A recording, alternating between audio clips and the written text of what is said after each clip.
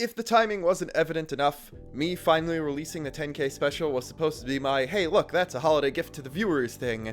But it's another video today. I think it's either the 4th or 5th night of Hanukkah tonight, so happy Hanukkah if you're celebrating it. But unfortunately, the news is not something to celebrate. There's been the idea among the community of wanting a port or remaster of the Xenosaga trilogy to come to current gen, or I guess at this point current and next gen for Sony and Microsoft systems, but unfortunately, based on some new information that's come out today, that's not going to be very likely for a pretty decent time.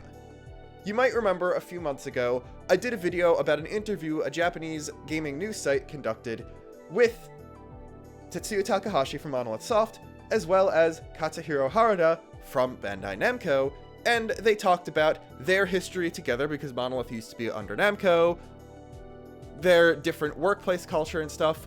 But possibly the most interesting thing that came out of this, other than some ideas about how Monolith develops games and how the Xenosaga series came out, was Harada telling Takahashi, for the first time, that there were fan petitions for Xenosaga HD. Which meant that both people who had access and control over the IP, Bandai Namco and Monolith Soft, were aware of the desire from it. And today, we got an update on that from Harada, but it turns out that it's not a very good piece of news about it. Earlier today, he was answering questions on Twitter or something, or someone added him asking about if there's any chance of Project Cross Zone 3 ever happening, and he responded, he quote tweeted it saying, "The producer of that game is on the same floor, so I'll ask him about it."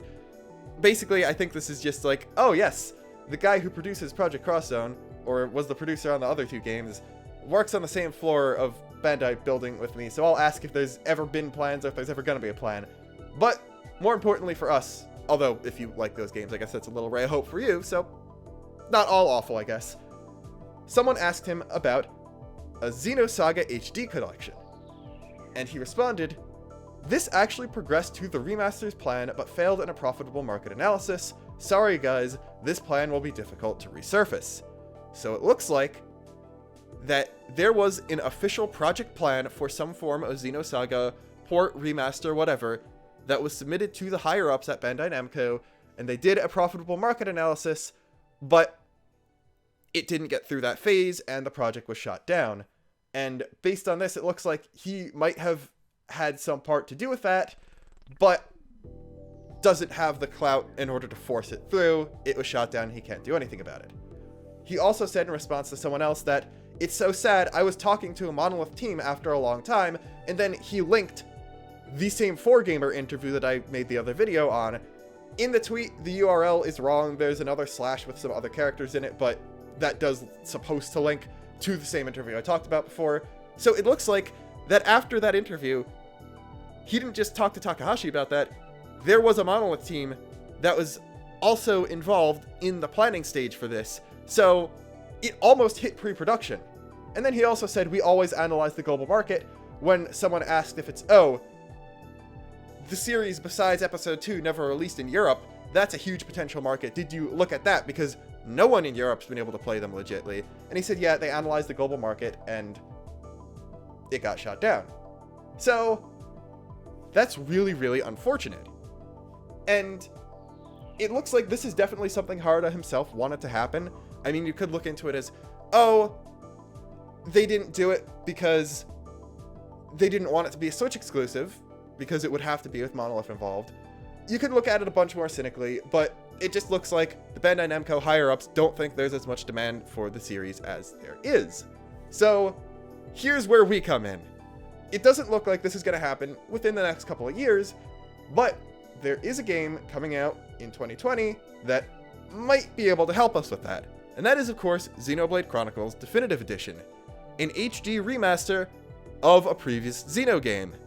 So, what I'm getting at is, if that game does really well, and part of the general community response to that game coming out is, yeah, this is great, I'm so glad older Xeno games are getting remastered so people who never experienced them before can play it, I would love for Xenosaga to get this treatment next, then, you know, maybe they'll actually start to listen a bit. So, yeah, that's basically it.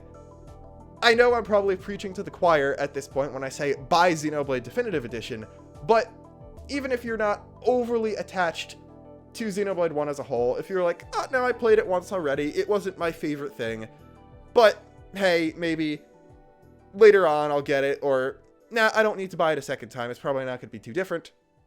If you care about Xenosaga, if you want more people to get to experience Xenosaga, if you want the HD remaster, make sure Xenoblade Definitive Edition does as well as it possibly can, so we can get it through the thick skulls of the higher-ups at Bandai Namco, and make them realize that there is definitely a global demand for more Xenosaga content.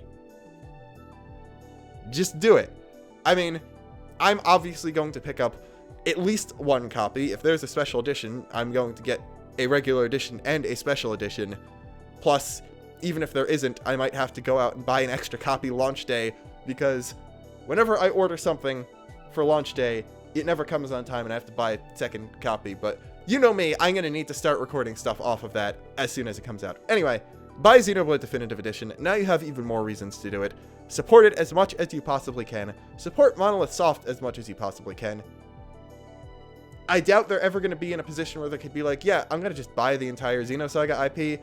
But the better Monolith is doing, the more people they'll have to dedicate to a project like this if it ever does get through the approval phase. So it's not going to happen 2020, probably not going to happen 2021, but if Definitive Edition does well enough, it's possible that Bandai will reassess the situation and realize that, no, we can actually profit a lot off of this, so let's do it. So yeah, in all reality, this is more a setback on the road to getting the remaster than anything, but unfortunately, this does mean we're not going to see anything super soon. Gonna have to wait a couple years. Buy Xenoblade Definitive Edition. There's gonna be another video, probably tomorrow or something, responding to some comments on the 10K special. But yeah, see you this weekend if you don't care about that. Goodbye.